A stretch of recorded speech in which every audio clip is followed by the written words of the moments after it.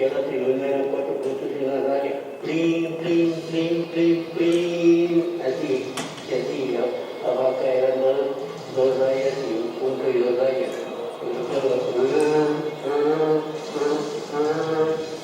Y así, entonces uno lo oye desde lejos. Hoy en día es igual que las obras de arte, los tours de todo abandonado. Ni siquiera se han pensado qué ellos hacen con esta conversión. No hay un programa que se diga sobre la trocha, que acá hay una.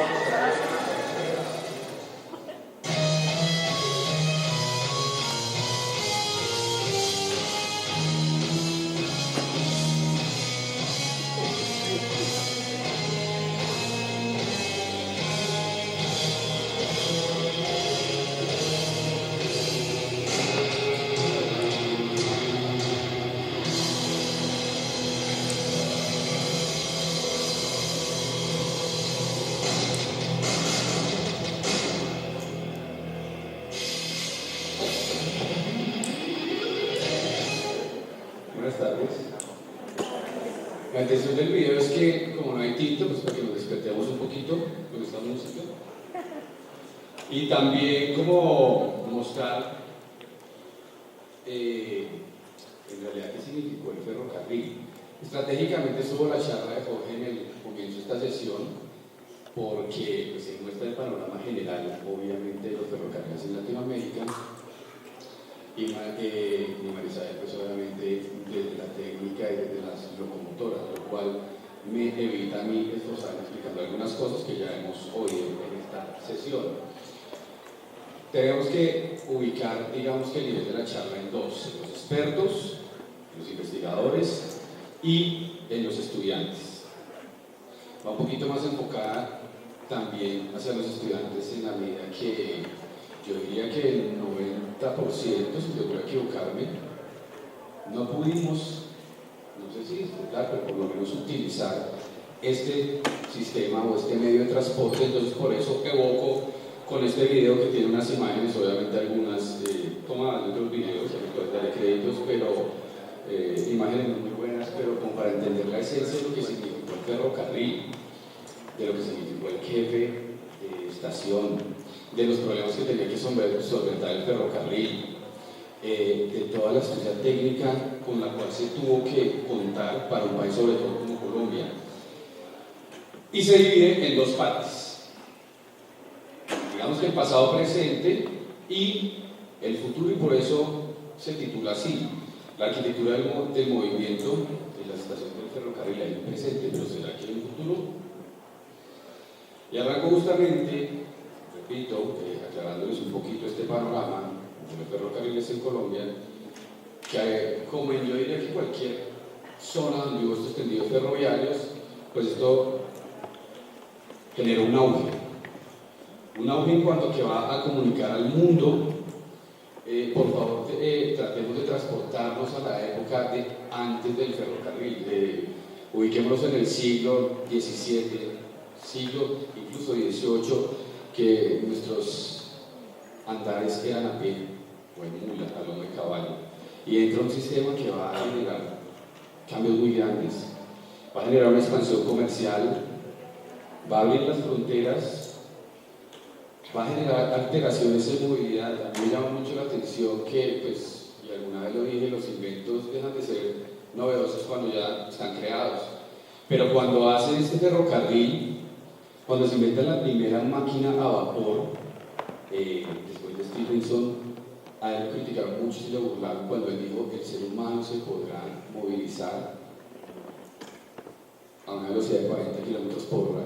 Y en aquel entonces se le burlaron y le dijeron: eso es imposible, se va a desintegrar con esa velocidad. Era como esa idea del movimiento. Entonces esto va a traer incluso cosas muy pintorescas, como en Colombia y en otros lados, y por eso pongo como esa imagen pequeñita, la música de carrilera, todo lo que trajo el tren en torno a, no solo desde el punto de vista que nos concierne a los arquitectos, sino también aquellas tradiciones que de pronto no son tangibles, como la música, como la gastronomía, lo que generaba. Veíamos una persona mayor que evocaba el silbato de la locomotora y ya sabía cuándo llegaba y cómo llegaba. Repito, nosotros si lo vemos desde el punto de vista actual, eso es una cuestión retrógrada. Y esta industria ferrocarrilera pues va a acortar muchísimo las distancias, como les decía, va a unir a los pueblos, va a conectar a un país y va a ser el símbolo de progreso, y ese símbolo de progreso pues evidenciado de los edificios destinados para el ferrocarril. Esta imagen a mí me parece muy interesante porque si nosotros la vemos hoy, Bogotá-Cali es 27 minutos en un avión. En aquel entonces lo ofrecían como algo novedoso y decían Bogotá-Cali en un tren de lujo en 14 horas. Y me llama la atención, ayer lo veíamos en la charla de Mónica y lo veíamos también esta mañana en la charla de Julián, pues hombre, ese fue el pasado, no lo criticamos, esa fue la movilidad, pero no todos fueron ríos de leche y miel. Lo veíamos con el tranvía, lo mismo le pasó al tren. Por ejemplo, yo hablaba con una persona, hay varios que dicen que bonito era montar el tren y que ahí yo llevaba a la novia y que frenaba en tal lado y vendía gallina y que llevábamos el fiambre, pero hay gente que dice que el viaje en tren era tediosísimo, eran 24 horas y calor y mosquitos y ta. Pero bueno, eso era como publicitaba en aquel entonces ese viaje en ferrocarril. Las líneas férreas en Colombia, pues, una digamos de las desventajas que ocurre también a lo largo y ancho de Latinoamérica, que diría yo, es que la empresa ferroviaria fue por partes. Arrancamos pues con el Istmo de Panamá, tratando de conectar los dos océanos, y es como el primer ferrocarril que se traza cuando Panamá era nuestro país, por eso lo cuento como el país. Después viene Barranquilla, veíamos esta mañana, Santander, Girardot, Cauca, y así una serie de líneas férreas que nos demuestran que en realidad estábamos muy divididos, o sea, era por sectores. Era por ramales, hasta se planteó una de los llanos y una línea del nordeste, unos ramales del sur, en la zona de Antioquia. Y había una imagen muy interesante y es como el desarrollo ferroviario que teníamos nosotros en aquel entonces. El tren va a producir grandes cambios en cuatro aspectos. Uno, territorial. Era un paisaje al cual se le introduce se despliega, como decía Jorge hace una hora, una serpiente, yo la imagino una serpiente de acero. Y la serpiente va a traer también unas conexiones, unos edificios, va a producir una nueva estética paisajística, va a transformar un territorio y va a cambiar la silueta de unos poblados que estaban inmersos en ese territorio. A su vez, desde el punto de vista urbano, va a producir un nuevo modelo en el fin de siglo cuando se instala el ferrocarril. Teníamos una retícula, como es nuestra herencia hispánica, muy endamero, y luego va a cambiar por una retícula en el sentido del ferrocarril, una retícula lineal, donde entra la estación y la estación puede pasar como la jerarquía. Va a traer enormes avances técnicos y se va a convertir en hito y orgullo de los poblados. Hay un garabatico acá y es cómo eran, digamos, el análisis territorial antes de la llegada del ferrocarril y después de la llegada del ferrocarril. Lo que algunos llaman un urbanismo finicencular de fines del siglo pasado, muy longitudinal. A nivel técnico, Colombia es un país, pues, que tiene unas características topográficas, hidrográficas, bastante complicadas.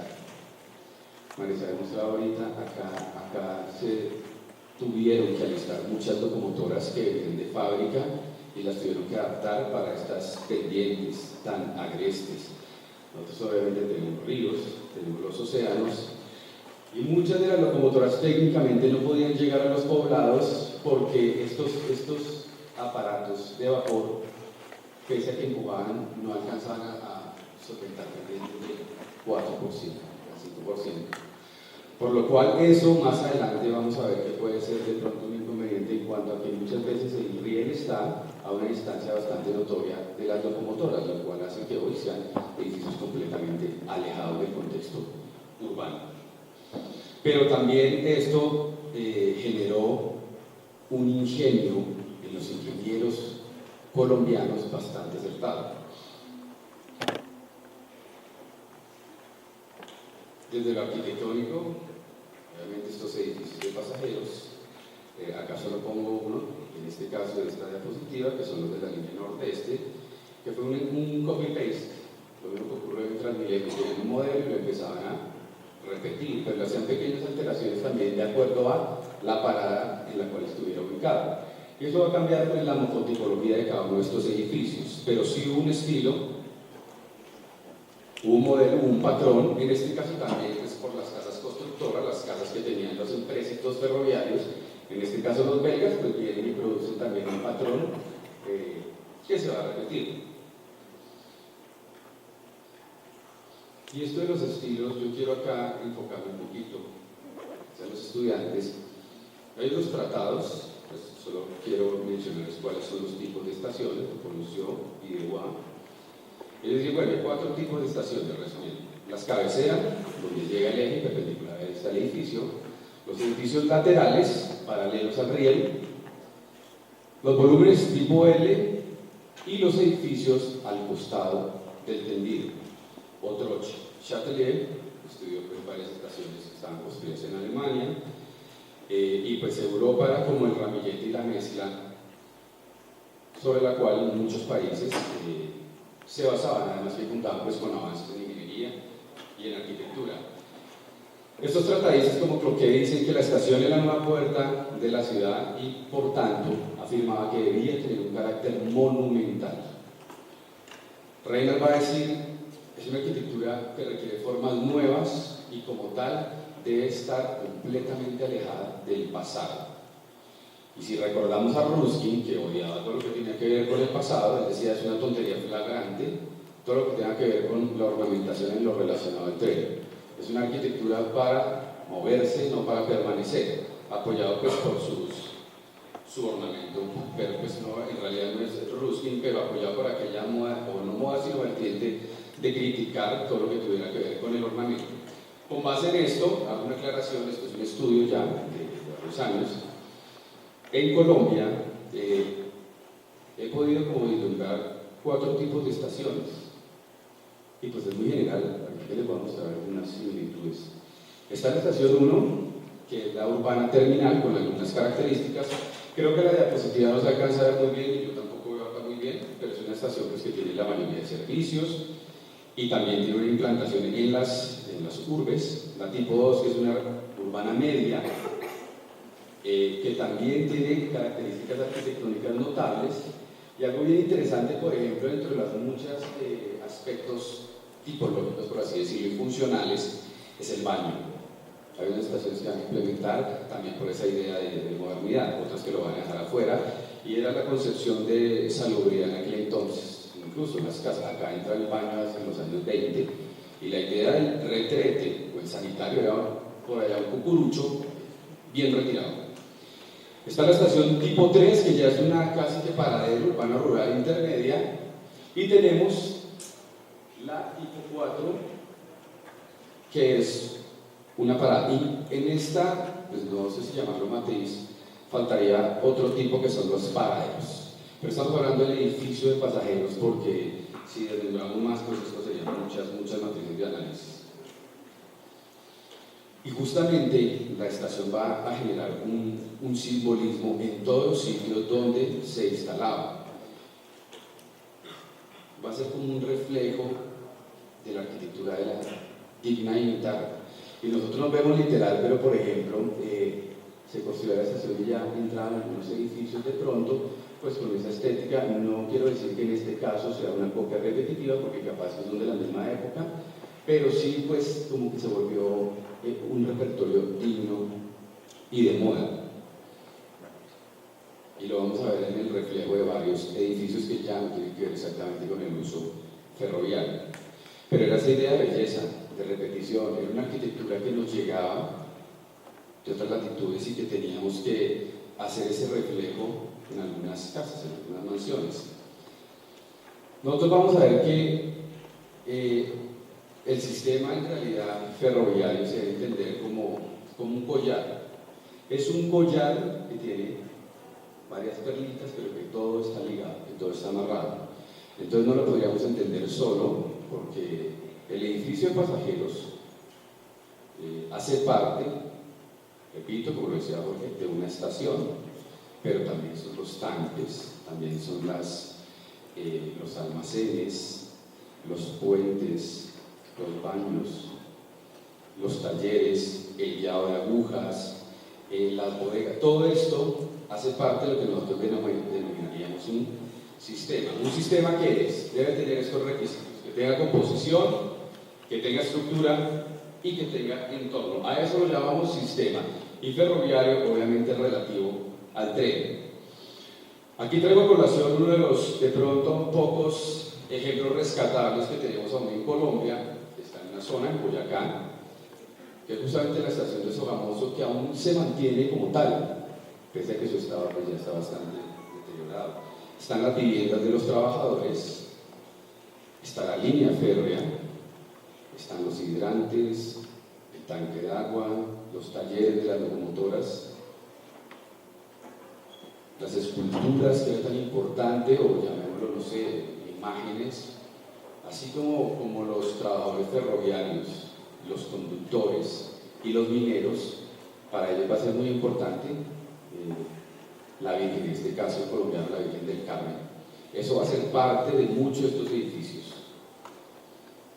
Entonces son un sinnúmero de elementos que hacen que entendamos esto como un sistema y no como elementos aislados. Por ejemplo, tenemos también las casas de los ingenieros, los centros de salud. Bueno, esto es un complejo. Y los edificios de pasajeros, ya refiriéndome puntualmente, pues nosotros vemos que, como en muchos países, tenemos un repertorio muy grande, muy extenso y muy variado, que va de algunas estaciones que podrían ser terminales o, por decirlo así, monumentales, entendiendo la escala de nuestro país, como algunos puntos o sitios que son simplemente de parada. Pero las estaciones de ferrocarril van a ser también como edificios completamente singulares de acuerdo a la zona donde se instalaban. Y a veces uno nos explica cómo en zonas tan remotas podían construir esos edificios con una edilicia completamente descontextualizada de lo que se hacía a veces en el sector.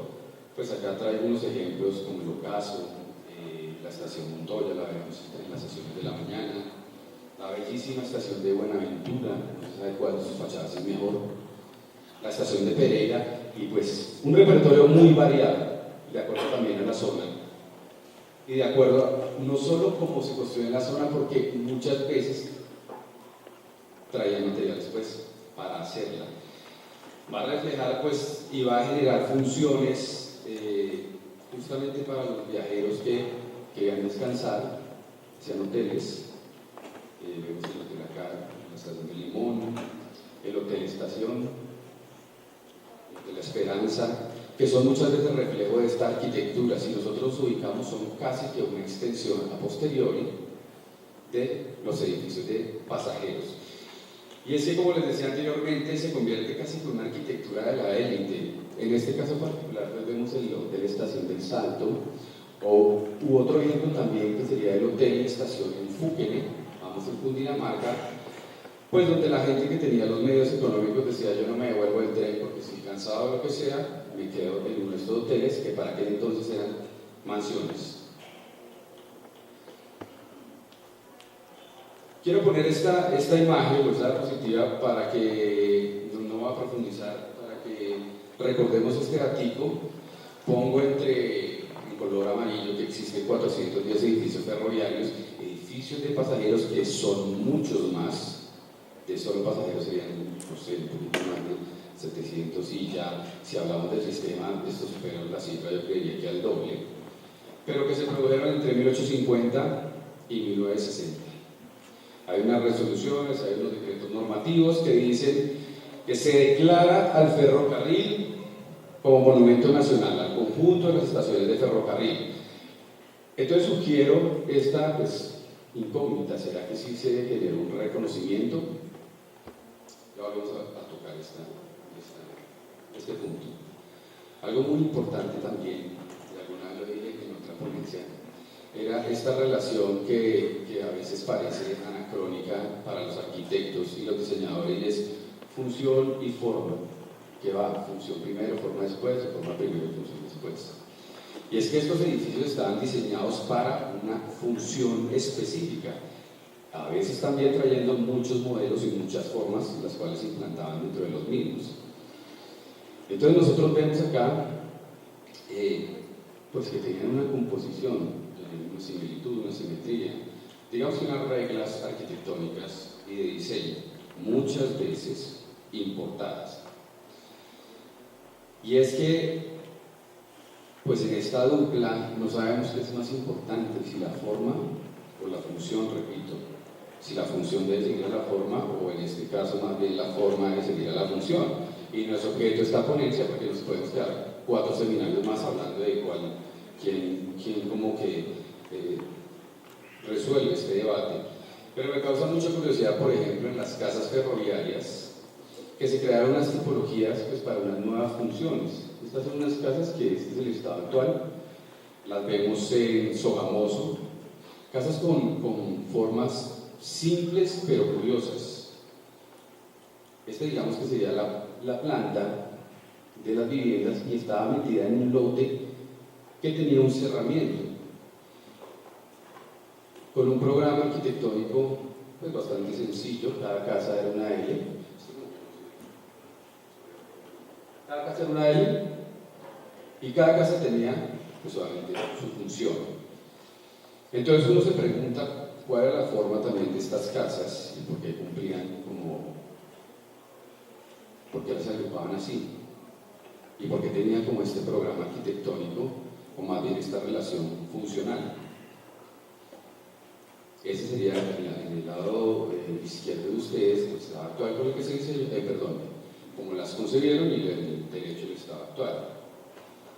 Resulta que los trabajadores ferroviarios justamente para funcionar, por decirlo así, se trabajaban en cuadrillas y cada cuadrilla debía tener su vivienda específica y muchas veces el trabajador tenía que estar con su familia, entonces eso determinó unas formas específicas en la arquitectura. Y pues se generaron también casas especiales para trabajadores que eran muy distintas de pronto a las casas de los ingenieros. Esta es una casa, la que vemos en la parte superior, en Mogua, en Cundinamarca. Lo mismo, con una función muy importante y llama mucho la atención esa preponderancia que le dan funcionalmente a la cocina. Traigo esta cita, esto es el chiflo, traigo esta cita que alguna vez me decía Gustavo Aranegui, el trabajador más importante para la cuadrilla era el cocinero. Lo primero que preguntaban, ¿está el cocinero y qué tal cocina? Y ustedes van a ver que muchas de estas casas tienen una relevancia muy importante en esto de la cocina. No voy a tener en esto porque ya vimos una muy nutrida reflexión en torno a Latinoamérica, pero pues podemos ver estaciones terminales en Brasil, en Chile, en México, lo veíamos en Cuba, que arrancaron con esto, en la Argentina y en Colombia. Entonces, ¿qué ocurre? De todas maneras empiezan a descubrir los aspectos simbióticos porque pese a que cada país tenía su acervo constructivo, pero había elementos que lo vamos a ver comunes. Yo debo, pues, no aclarar, sino contarles que cuando empecé a divagar por el mundo de las estaciones y la arquitectura que probó el ferrocarril, pues comparaba, porque desafortunadamente a veces uno compara con otros países, pero conociendo un poquito a fondo ve uno que hay muchas similitudes de escala, de forma. En este caso, por ejemplo, sin que sean literales, pero pues vemos la estación de Goiânia en Brasil, y sin que sea idéntica, pero uno empieza a ver que hay cosas parecidas, la estación de pronto de Fontibón. Estos edificios tienen rasgos muy importantes y muy típicos, y a veces lo comento a mis estudiantes en clase, pero uno empieza a descubrir que esta tipología estaba dada para una función que pese a que era circular también tenía permanencias y lo más importante, el movimiento, por eso el reloj en muchas estaciones, porque eso era clave, el reloj y proteger al peatón en las plataformas con los aleros. Luego de pronto ver Horizonte y algunas similares en Manizales, Vemos que en Chile está la estación de Osorno, nosotros tenemos una similar en Chiquinquirá, Longaví, nosotros tenemos alguna en Madrid, vemos que en la Argentina de pronto Belgrano, empecé a ver muchas similitudes. O sea, esto no se trabajaba solo. El padre, estación acá en Bosa, en Bogotá. ¿Y qué ocurre? Bueno, esta es la época del ferrocarril, pero entra el declive. El declive del sistema, yo no me quiero detener en esto. Alguna vez yo di una razón de esta y alguien me decía, pues la trocha, ya les voy a explicar un poquito, no es exactamente una de las razones, pero el Fondo Monetario Internacional es un prestamista, necesitaban sacar un dinero que estaban endeudados, entonces necesitaban ir al patio del sur y tratar de ver cómo nos endeudaban. El Banco Mundial ofrece artículos de maquinaria bastante usados en Estados Unidos, no me quiero volver porque esto tiene también vestigios de las guerras, donde se quedan con muchos aparatos, digámoslo así, mucha máquina, mucho carro, bueno. Iban a decir, de la locomotora, eso ya no sirve, vamos a pasar al carro, al automóvil, al bus. El ancho de la vía que le decimos, pues trocha, vamos a cambiar de los tendidos ferroviarios a las vías de asfalto. La misión Curie, que no solo fue acá en Colombia, un empresario que viene acá y dice que hay que acabar con los ferrocarriles, hay que acabar con la flota mercante, hay que acabar con todo lo que le producía ingresos al país.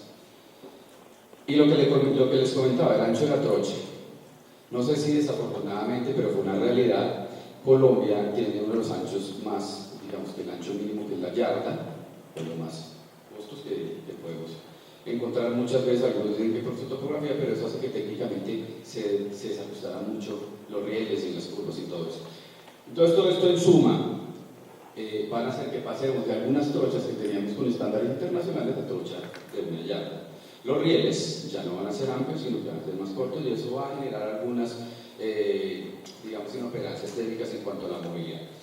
Entonces todos nos acercamos a la yarda, tenemos 126, esta cifra es un poquito subjetiva porque es de toda, digamos, América, ¿no? Latinoamérica, 127.000 kilómetros ferroviarios. Vuelvo a esto, vuelvo a la legislación. Esta es la actualidad, bueno, preservemos el patrimonio, pero esta es la actualidad. Este es el repertorio de nuestros edificios, que es común. Esto no se trata de ser pesimistas y que como está de más, esto es común en muchos países.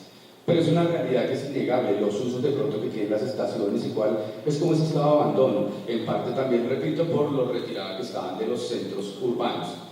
Este es un estado actual, y como yo siempre he dicho, nos podemos quedar acá también un año y medio mostrando fotos de cómo está en desgracia el patrimonio, no solo ferroviario, sino a lo largo y ancho del país en muchos aspectos. Pero se suscita este interrogante, y acá es donde quiero también dirigirme un poquito a esas estrategias como proyectivas. ¿Qué podemos hacer? Bueno, listo, ya superemos que estamos muy mal y todo el cuento. ¿Qué podemos hacer por este patrimonio? ¿Qué podemos hacer con estas estructuras edilicias?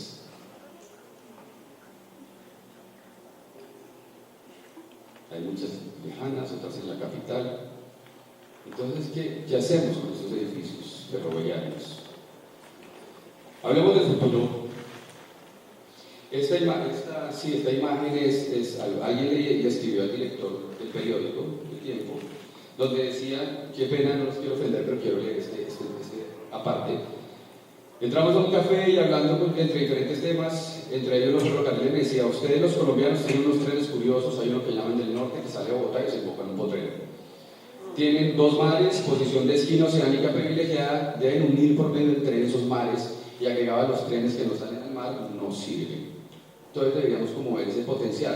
Pero como lo comentaba alguien, esto no se trata de acá de decir qué lindo era el tren, añoremos el trencito de vapor, volvamos al tren de vapor, pues porque las velocidades son como absurdas. No podríamos decir, oiga, si existe el avión, pues el tren, pero es como entender que esa necesidad del movimiento, esa necesidad de transportarnos y cada vez tener menos tiempo, requiere también como de otra tecnología. Entonces, mucha gente dice esos edificios deberían restaurarse y dejarse como estaciones de tren. Hay otras realidades, que el tren en Colombia ya no existe. Nosotros no tenemos ni el 10% de los tendidos ferroviarios, ya no queda ni el 10% en uso. Solo unos privados como Turistren, como Cerrejón y los casi 40 kilómetros de Paz del Río. Pero si nosotros habláramos de que sí, restauremos la estacioncita porque es muy bella y todo el cuento, entendamos que era otra época. En aquel entonces diseñaron y construyeron una estación para un poblado que tenía una demografía específica. Pero hoy hay más gente, hoy hay más necesidad y estos edificios se quedan pequeños.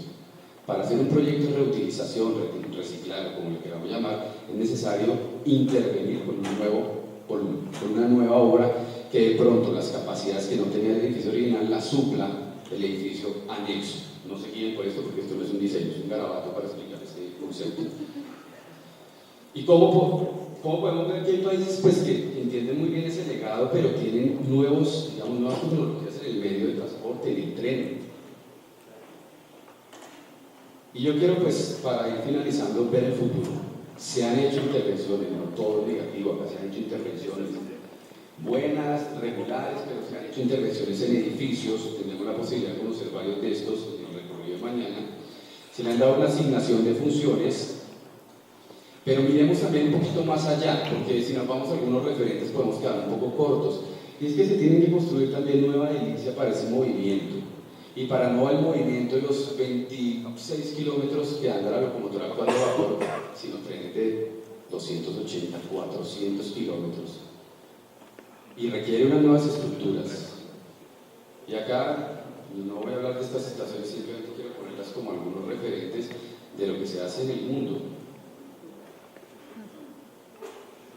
También el nuevo diseño de estaciones ferroviarias con nuevas tecnologías, repito, para los trenes. Nuevas plataformas, bueno, en general todo un nuevo sistema que nosotros vemos en Norteamérica, que podemos ver en Europa, también ampliaciones y proyectos, entender que no solo se trata del pasado, sino, como decía Julián, me siento, pero estoy viendo el futuro. Voy viendo el retrovisor, pero nada sirve si me quedo allá, añorando lo que ya no está. Y podemos mezclar, bien o mal, pero se puede mezclar. Esto es simplemente un proyecto de lo existente con lo que podría ser. De las vías, en Europa hay vías verdes, ciclorrutas en los trenes, tenemos el ejemplo de Hainan en Nueva York. O sea, todas las posibilidades. Si ya no tenemos tren, utilicémoslo, utilicemos las trochas. A mí me parece curiosísima esta imagen, creí que era colombiana, pero no, que es donde nos ingeniamos de todo. Pero pues bueno, de ahora que no haya nada. Sí se han hecho cosas, no quiero hacer una crítica, pero se han hecho cosas, pero chicos, mejor dicho, en general, no se trata de restaurar por restaurar. Nos gusta el tren, restauremos el tren. Hay muchas estaciones que se han restaurado sin función, que me parece a mí más peligroso. Juguemos al cuento de restaurar. Más bien reutilicemos con un uso. Esto no es una criada ni es un postulado, pero para poder reutilizar no solo se trata de entender el inmueble, porque restaurar una estación cuando no hay tren, sino entender la comunidad, el inmueble y el territorio, que quiere la comunidad. Era estación, pero de pronto pasa a la función sin descuidar el vestigio original que la edificó. Y el futuro justamente pues le corresponde a la academia. Acá voy a mostrar ese legado, que lo dignifique, que no lo opaque, pero que lo mande, digamos, con usos actuales. Yo me salté acá, pero con el concepto de sostenibilidad, que ya yo creo que va a pasar de moda, entre comillas, no entendiéndolo como la sostenibilidad en la ecología, sino como que perdure en el tiempo en general. Y acá, ejercicios proyectuales de cómo intervenir ese patrimonio, y que podemos hacer bien o mal, pero por lo menos, y es un llamado desde la academia, hay que mirar cómo hacemos ese trampolín del pasado hacia el futuro, cómo podemos dignificar estos edificios, qué funciones soportan. No se trata de que yo soy un arquitecto muy loco y diseño muy bien y rompo no, cómo podemos fluctuar entre lo que necesita la comunidad y lo que permite el edificio. Lo que de pronto no alberga, pues bueno, lo albergará un nuevo volumen. Cómo manejamos el territorio, cómo intervenimos, no sé, los vestigios que dejó, pues la charla en realidad era de todos los componentes, pero las tornamesas, que acá hubo muchas, ¿verdad?, de funcionamiento del tren, cómo intervenimos en una propuesta también urbana, cómo aprovechamos pues ese legado cultural, no sé si llamémoslo patrimonio o no, pero pues que tenemos en la actualidad. se pueden hacer bastantes cuestiones, bastantes ejercicios proyectuales en los edificios construidos. Y es justamente ver ese futuro, en realidad ver que el patrimonio no debe ser estático y que también los edificios, me voy a robar algo que oí en un seminario hace 2 semanas, tienen derecho a morir dignamente. Tenemos que también ver el futuro, respetar nuevas funciones, pero ver justamente el futuro. Termino con esta frase de Roosevelt: el futuro pertenece a quienes creen en la belleza de sus sueños. Muchas gracias.